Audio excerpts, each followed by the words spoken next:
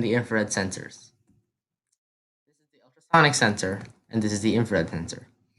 Now they look very similar and they do very similar things, but there are still some important differences to know about.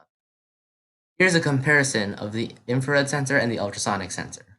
With precision, the ultrasonic sensor is better than the infrared sensor, and also has more range than the infrared sensor. It also has a wider cone, which means that it can detect things in a wider area.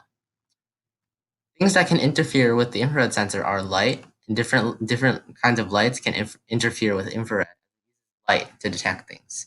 Ultrasonic sensors can be interfered with by other ultrasonic sensors, but there's nothing else that will really interfere with it.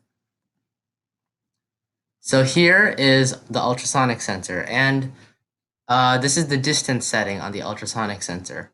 So this makes the ultrasonic sensor detect how far away something is.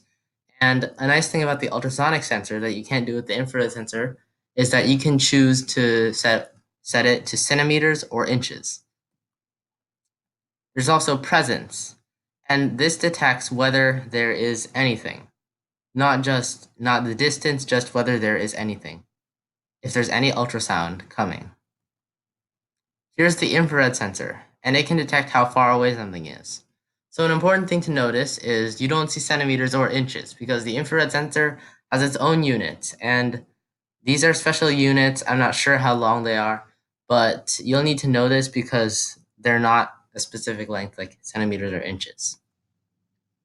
Now, ultrasonic, you can use it with weight, just like all the other sensors, or you can use it with loop.